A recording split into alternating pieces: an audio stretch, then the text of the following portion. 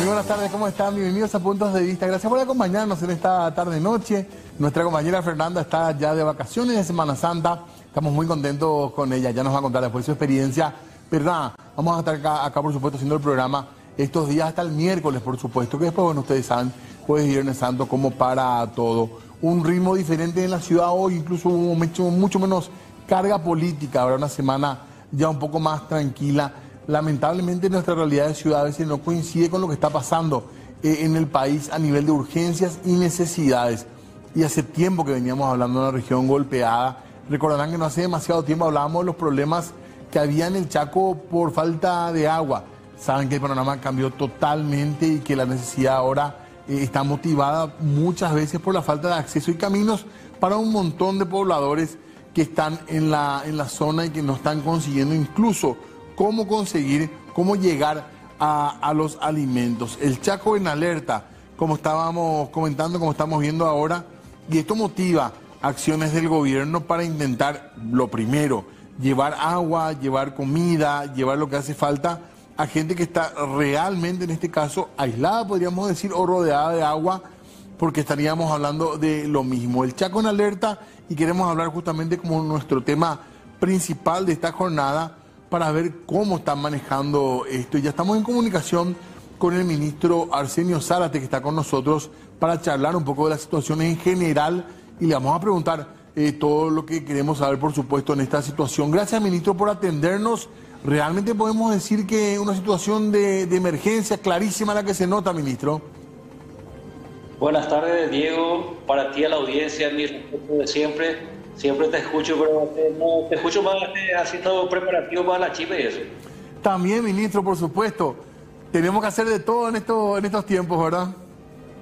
Hay que hacer de todo, hay que hacer de todo. Así es, ministro. Bueno, sí, estamos contentos porque sabemos que llega bien también la señal ahí, así que contentos de poder hablar y saber un poquitito de cómo está la gente, qué tan grande es esta situación de emergencia que se da en la zona del Chaco. Bueno, al principio teníamos solamente un departamento, el departamento de Boquerón, luego se sumó el departamento de Alto Paraguay, donde la cantidad de lluvia caída y la poca absorción del suelo hace que los caminos, tanto nacionales como departamentales, se vuelvan intransitables, Diego, y eso nos obligó y nos obliga a buscar la forma de llegarle a la población más vulnerable del territorio chaqueño.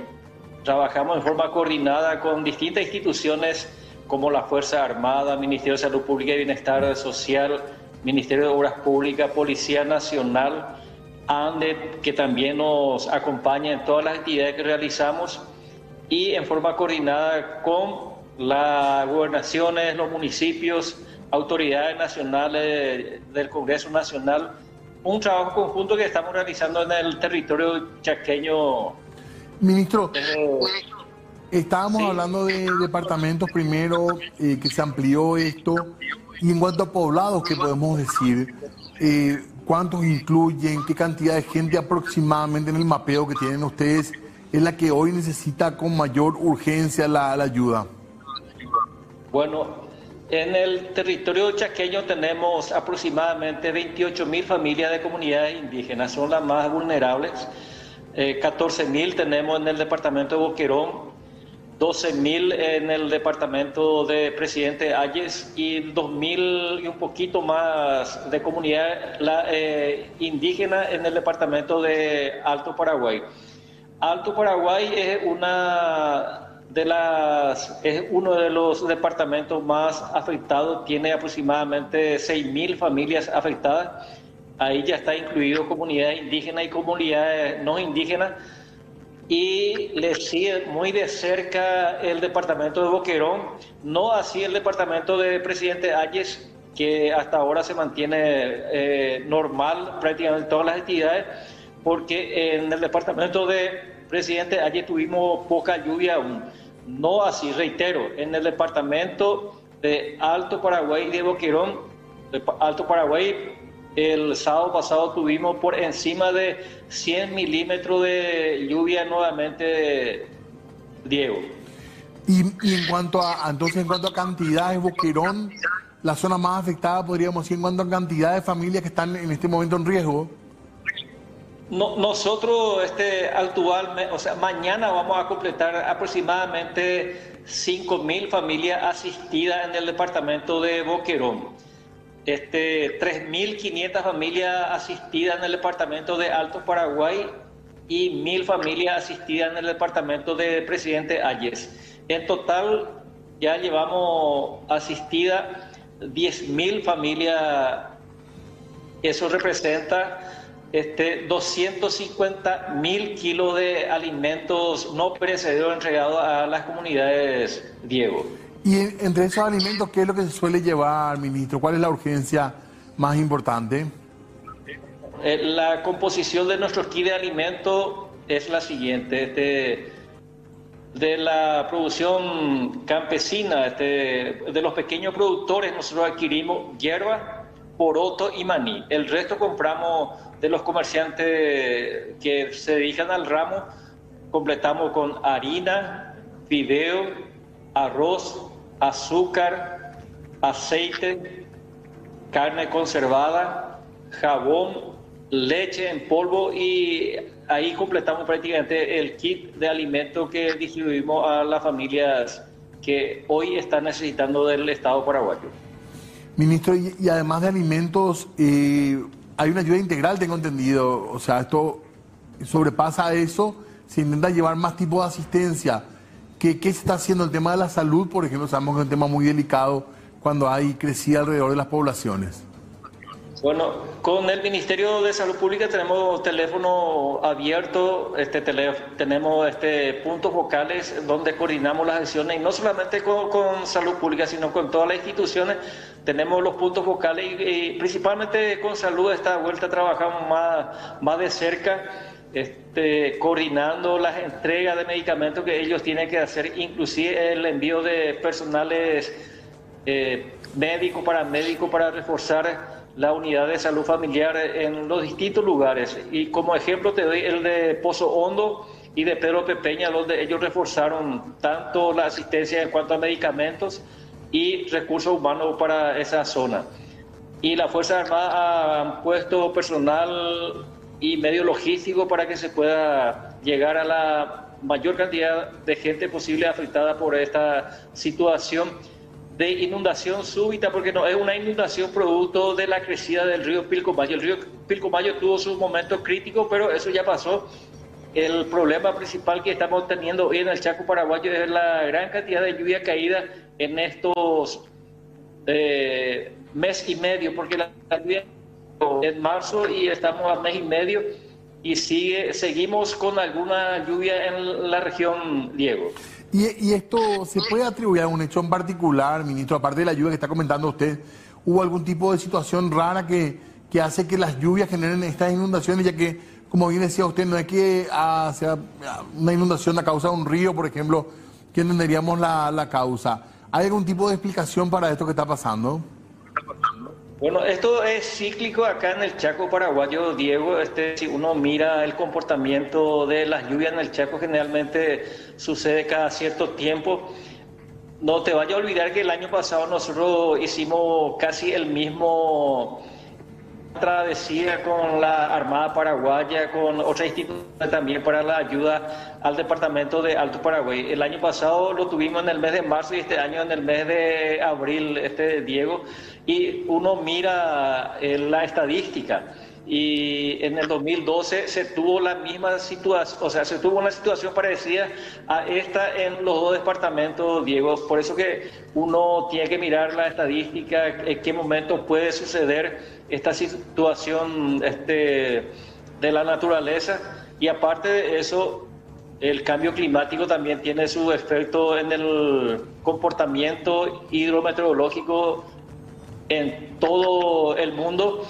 El año pasado tuvimos el fenómeno del Niño, donde deberíamos tener lluvia abundante, pero no fue así. Y ahora entramos a la época, estamos en época neutra, pero este año deberíamos tener la Niña. Eso significa que íbamos a tener menos lluvia. ¿Hay algún tipo de proyección de meteorología de los expertos en el área para saber, ministro, hasta cuándo duraría esta situación. Al menos en Asunción y Central, esta Semana Santa no tendríamos lluvias. ¿Ustedes tienen alguna previsión de lo que podría pasar en el Chaco en este sentido? Nosotros tenemos una comunicación directa con la Dirección de Metodología y Hidrología que depende de DINAG. Ellos nos pasan permanentemente los datos y eso pensamos. Y no hay, conforme a los pronósticos, no hay tanta posibilidad de que tengamos lluvia importante, principalmente en la región oriental, pero en la occidental es medio atípica la situación, Diego. En estas comunidades que estamos hablando en general, que están aisladas ahora, no estamos hablando de las poblaciones principales, digamos, en cuanto al sentido administrativo, la organización política, ¿verdad? Son lugares un poco alejados de los puntos de referencia como capitales y ciudades más importantes. La comunidad que le vamos a asistir mañana es la comunidad de Santa Teresita. Ahí tenés 10 aldeas en total, de los cuales 9 son de comunidad indígena. Esa comunidad está bien cerca de Mariscal Estigarribia y también cerca de la ruta número 9, la ruta asfaltada. Está en el triángulo prácticamente que va a ser la bioceánica, y ahí se quedó como una palangana, digo, por eso que ellos están inundados por efecto de la lluvia. Luego vamos a asistirle a una comunidad de Laguna Negra. Ahí tenemos 18 aldeas en total, 1.500 familias afectadas en esa parte, Diego, y está un poco alejada de Filadelfia, de Mariscal Estigarribia, no, así como decís, no está tan cerca de localidades más desarrolladas. Las clases y la escuela, ¿cómo estuvo funcionando hasta ahora, ministro, en esta zona? ¿Ustedes tienen reporte de eso? Hay en algunos lugares de forma virtual, Diego, y en otros que, aplicaron la virtualidad de las clases, Diego. ¿Y hay elementos como para hacerlo, ministro, en cuanto a señal y todo lo demás? Y la mayoría de las escuelas públicas tiene señal, tiene internet, Diego. La mayoría de las escuelas públicas tiene internet acá en el Chaco paraguayo. Yo ahora estoy en Villa Choferes, 450 kilómetros de Asunción, porque mañana tenemos actividad en Mariscal Estigarribia, y de acá me queda 80 kilómetros para Mariscal Estigarribia. En 1 hora y media prácticamente ya estamos en Mariscal Estigarribia. ¿En qué lugar mismo están ustedes, ministro, ahora? ¿En qué sitio precisamente están? Villa Choferes, ahí donde se construyó la famosa desalinizadora. Okay. ¿Y qué hay de ese proyecto, ministro? ¿Aprovechamos para mirar un poco o no? Sí, venimos para por lo menos hacerle un mantenimiento a la cara externa, porque en cuanto a la funcionalidad, no hay recursos para que se pueda ver si puede volver a funcionar, y no sabemos también si es rentable buscar para que vuelva a funcionar esta desalinizadora, digo. Se evalúa ya que no funcione más, ministro. No, nosotros estamos viendo con Itaipú Binacional, el Parque Tecnológico de Itaipú está haciendo un diagnóstico, y una vez que nos pasen ese diagnóstico y si es viable, vamos a buscar los recursos para que podamos realizar los mantenimientos y que se vuelva operativo nuevamente. Bueno, ministro, ¿y esto a ustedes qué les está significando en cuanto a presupuesto, en cuanto a recursos?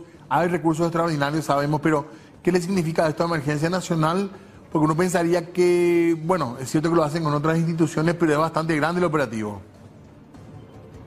Sí, nosotros por lo menos hasta ahora tenemos recursos para atender esta situación crítica de varias poblaciones de la región occidental, y el presidente siempre, en todos los lugares donde participamos de las reuniones, y de hecho que la ley misma de creación de la Secretaría de Emergencia Nacional establece que todas las instituciones deben colaborar en cuanto a los requerimientos de la Secretaría de Emergencia para atender a las personas y familias más vulnerables de nuestro territorio nacional, Diego. Ya, ¿las fuerzas militares con qué personal están ahí en la zona, ministro? Ellos nos están ayudando aire, tierra y río. Tanto la parte terrestre nos facilita personales y vehículos, La parte fluvial, hay un buque de la Armada Paraguaya que está realizando travesía desde Carmelo Peralta hasta Bahía Negra, y helicóptero de la Fuerza Aérea Paraguaya que utilizamos para realizar puente aéreo en los lugares donde no podemos llegar, Diego. Bueno, ministro, estamos muy atentos nosotros. Ojalá que esto sirva también para hacer relevamientos, ¿verdad? Un poco de lo que es la zona, las necesidades de las poblaciones y pensar un poco a futuro también, ministro, bueno, esto evidentemente excede emergencia nacional, pero hablarlo con obras públicas, porque es muy duro escuchar esto de las comunidades aisladas y que llegaron incluso en momentos a dudar de si habría o no alimentos para soportar esta situación. Sí, de hecho que trabajamos también con la gente del Ministerio de Obras Públicas, como que los trabajos de construcción de caminos lleva su tiempo también, está dentro del cronograma de actividades y de realizar las coordinaciones y por lo menos decirle a la gente de Obras Públicas, en tal lugar tenemos un riesgo importante que puede en cualquier momento constituirse en una emergencia o en un desastre. Entonces también alertamos sobre esos puntos a la autoridad del Ministerio de Obras Públicas, Diego. Y de hecho ellos nos ayudan porque no hay que olvidarse, Pozo Hondo, la defensa en sí tuvo, en 3 lugares tuvo una ruptura y ahí entraron una buena cantidad de agua, y gracias a la pronta acción tanto del Ministerio de Obras Públicas, de la Comisión de Pilcomayo y de la Gobernación de Boquerón, se salvó esa situación construyendo canales secundarios que pueda guiar al agua, conducir al agua nuevamente al cauce del río. Por eso que no tuvimos tanto inconveniente en Hondo y Pedro Pepeña, Diego. ¿Qué le decimos a las poblaciones que están viendo la señal, que nos acompañan también, ministro? ¿Cuáles serían, puede reiterar los próximos puntos a visitar por la asistencia nacional? Nosotros vamos a seguir la asistencia, inclusive no vamos a hacer esta Semana Santa la chipa, pero vamos a seguir asistiendo a la gente. Mañana sale una cantidad importante de productos alimenticios no perecederos para Puerto Casado. Vamos a irnos por Ruta 3, salir camino que une Horqueta Concepción a Vallemí, y de ahí en Balsa vamos a pasar a Puerto Casado para la entrega de alimentos no perecederos a la comunidad de Puerto Casado, Diego. Bueno, ministro, nosotros, usted sabe, estamos a las órdenes también para lo que haga falta de los medios de comunicación, ¿verdad? En caso de necesidad también de ayuda de la población, de comunicación, estamos firmes por acá y bueno, ojalá que sigan con efectividad este trabajo, ministro, y que se piensen a futuro las soluciones para estos pueblos. Muchísimas gracias, Diego. Nosotros recibimos, doy gracias a Dios, recibimos el apoyo permanente de la población. Hay un involucramiento de toda la población, y no quiero olvidarme, justamente un estanciero en el sector de Pilcomayo nos facilitó su tractor con su cachapé para que podamos llegar a la población aislada, Diego. Hay un compromiso de la población paraguaya en cuanto a eso. Somos solidarios los paraguayos y eso no debemos de perder, Diego. Gracias, ministro, por el tiempo. Hasta cualquier momento. Muchas gracias de vuelta. Que tenga un buen resto de jornada. Hasta luego, Diego. Gracias, ministro. Haciendo Sárate, hablando con nosotros un poco de cómo se está organizando la ayuda a estos poblados distribuidos en 3 departamentos del Chaco que están con problemas de aislamiento, problemas para dar clases en forma virtual, decía el ministro. Ya vamos a hablar con la gente del MEC también, que nos cuente un poquitito cómo lo están haciendo. Y tema de salud también, ustedes saben, cuando hay agua alrededor, los problemas que se generan. Bueno, ahí está la asistencia en el Chaco. Saludos a la gente que nos está viendo desde allá. Tenemos que hacer una pausa nosotros, hay todavía mucho tiempo para informar, así que breve corte, lo vemos enseguida. 19:29, ahora seguimos informando nosotros para hablar de una situación también que se da una grave denuncia que, de ser cierta, pondría en evidencia un esquema de corrupción que está siendo montado en perjuicio de los usuarios del sistema de salud. Es bastante grave lo que denuncia el senador Enrique Salim Busarqui con respecto a este hecho, un esquema montado para estafar básicamente al sistema público y también, por supuesto, a todos los contribuyentes, a todos los ciudadanos del país. Esta es una de las novedades de la jornada el senador Enrique Salim Busarquis del Partido Liberal denunció ante el Ministerio Público presuntas irregularidades, deficiencias y también corrupción en lo que sería el servicio de tomografía en particular. Habla él que hay componendas para beneficiar a ciertas empresas de salud que son del sector privado. El senador Busarquis hizo una denuncia contra personas innominadas por presuntos hechos que provocaron la inhabilitación, deterioro o descomposición de tomógrafos en beneficio de intereses particulares. Eso es lo que él dice. O que se descompusieron adrede o que se dejó caer el sistema para firmar convenios con el sector privado y que las empresas se beneficien así con el dinero público. Es una denuncia penal contra el negociado de la salud pública en Paraguay, decía el senador liberal, que lo hizo ante la Fiscalía contra personas innominadas, como estábamos comentando, pero esta es la denuncia que fue presentada. Reiteramos, el senador Salim Busarquis realizó una denuncia en la Fiscalía General en contra de supuestos responsables del manejo en la salud pública, de manejos inescrupulosos. Afirmó también Busarquis que hospitales públicos de varias localidades tienen un dudoso convenio con centros médicos privados. Puntualmente sostuvo que los centros públicos descuidan o atiendan bien esto, directamente descomponen los tomógrafos de manera intencional a fin de derivar a los pacientes al sistema de salud del sector privado. Estuve visitando unos cuantos hospitales públicos. El tomógrafo de Encarnación, por ejemplo, se habilitó apenas hace un año. Nuevito. O era para la placa. No hay coy. Derraman agua, desenchufan, desconectan. Estuve en Santa Rosa la Guaraú, sin mantenimiento, hecho pedazos, pero ustedes van a ver ahí clínicas privadas a patadas.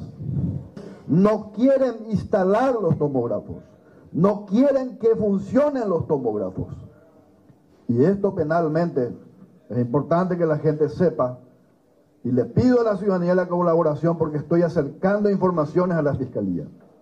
Se llama lesión de confianza, artículo 194, se llama asociación criminal, artículo 350, se llama cohecho pasivo, artículo 307, se llama omisión de auxilio y exposición al peligro, artículo 311.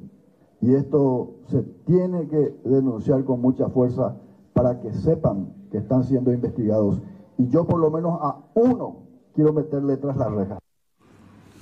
Y hablamos de otro caso también que fue muy comentado, un caso que generó mucha controversia, mucha discusión jurídica, pero principalmente el repudio, después de conocerse unas imágenes de agresión de un abogado a una funcionaria. Pues bien, este abogado va a continuar privado de su libertad porque el juez que está atendiendo en esta causa rechazó una medida que fue presentada. El juez penal de garantías, él se llama Fernando Silva, rechazó el pedido de revisión de medidas cautelares. Este pedido fue presentado por la defensa del abogado Walter Acosta, quien veíamos golpeando justamente a la funcionaria. Recordemos que Acosta está procesado por coacción grave y resistencia tras darle una bofetada a una funcionaria del Instituto Nacional de Tecnología y Normalización. Esto era durante una inspección a una estación de servicios que ocurrió en Tavapil. La defensa pidió la revocación de la prisión preventiva o la aplicación de medidas alternativas, así como el cambio de lugar de reclusión tras presentar documentos de 3 inmuebles y un informe pericial psicológico. El abogado que golpeó a la funcionaria entonces a través de su abogado pidió que se revisen las medidas cautelares. Sin embargo, el juez negó este pedido y seguirá en prisión.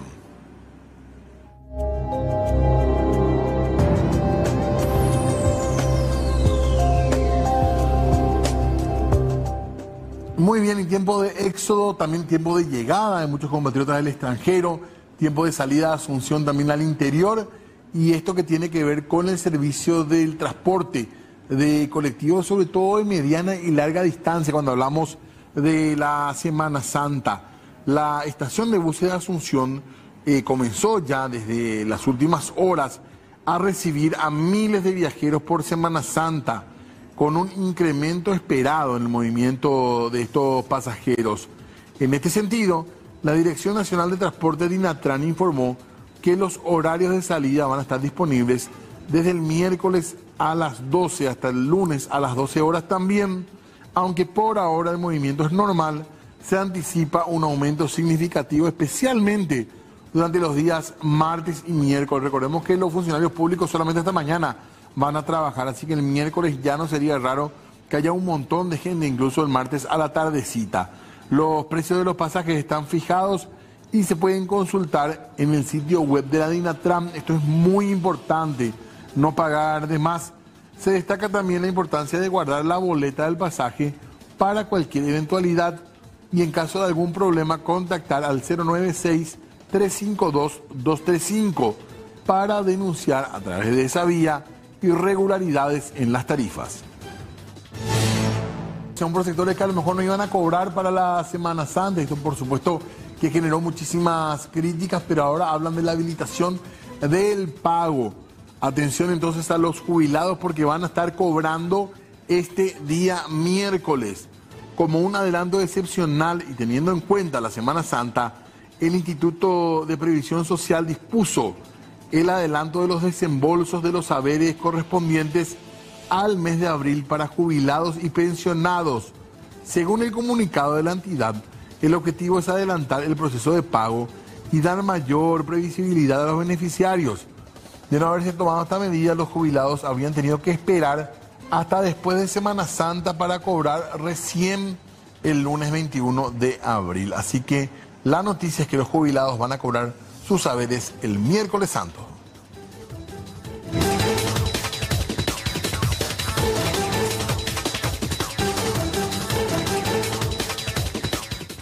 Y también hablamos de esto, feria de empleo, mucha atención con esto que tiene que ver con la posibilidad, por ejemplo, de obtener algún cargo en esta convocatoria que tiene 18 vacantes laborales.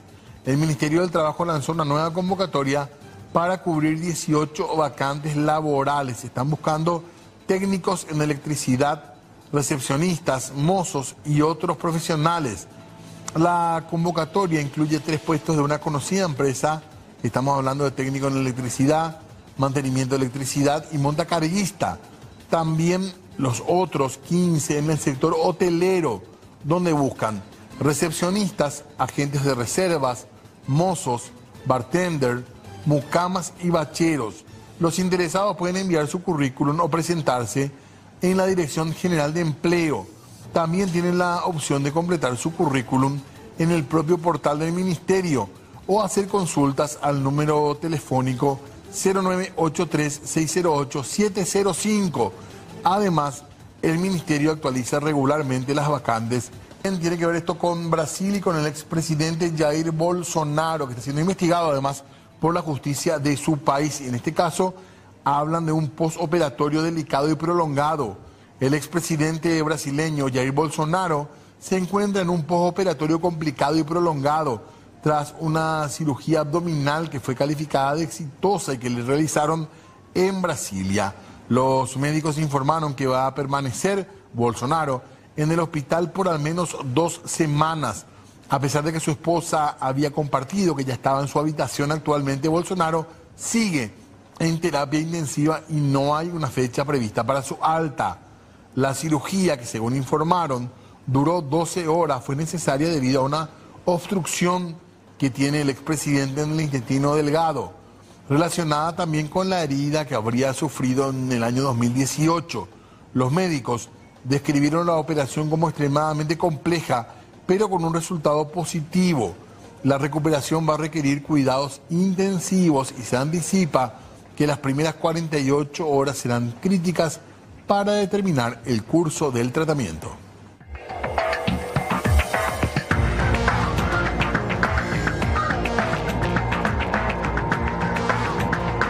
19:40, tenemos que hacer un breve corte. Al volver, más de Puntos de Vista.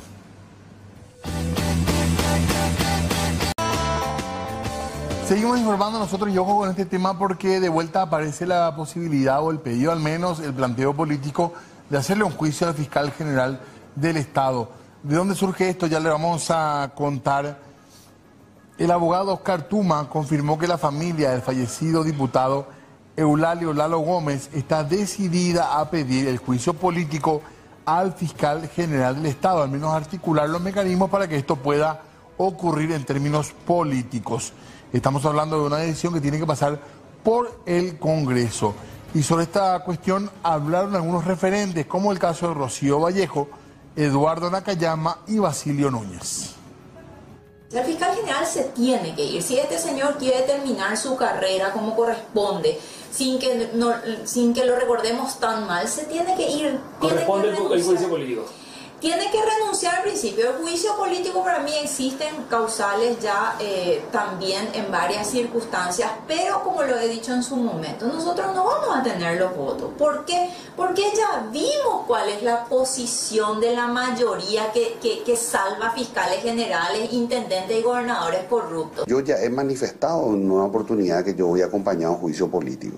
El juicio político, como todos sabemos, tiene que iniciar en Cámara de Diputados. Si avanza allí, eso lógicamente tiene que confirmarse en la Cámara de Senadores, pero yo particularmente creo que hay sobrados méritos para un enjuiciamiento político. ¿Ustedes van a acompañar en el Senado? Yo personalmente, si es que eso llega al Senado, voy a acompañar. A mí me parece que como fiscal general del Estado ha sido una total decepción, y eso lo digo con mucha convicción porque muchas de las principales causas, y sobre todo la de Marcelo Pecci, no consiguió avanzar acá en nuestro país, donde se cree que están los autores morales del magnicidio del fiscal Pecci, ¿verdad? Yo soy partidario de no estar con el saque a las diferentes instituciones. Lo sufrimos en el periodo anterior con 3, 4 juicios políticos a la fiscal general. Entonces, en vez de darle estabilidad a una institución que tanto necesita, nosotros, el sector político, por un lado decimos ya que es juicio político y por otro lado negociamos. Entonces, salir de eso y respetar la institucionalidad. Y miren que estoy hablando por un fiscal general del Estado no puesto por el sector nuestro. Rocío. Muy bien, seguimos nosotros con información. Estábamos escuchando entonces algunos puntos que tienen que ver con el pedido de juicio político al fiscal general del Estado. Así que veremos qué es lo que pasa con esto. Recordemos que tiene que tratarse a través del Poder Legislativo. Muy bien, son las 19:49. Tenemos que ir despidiendo nosotros.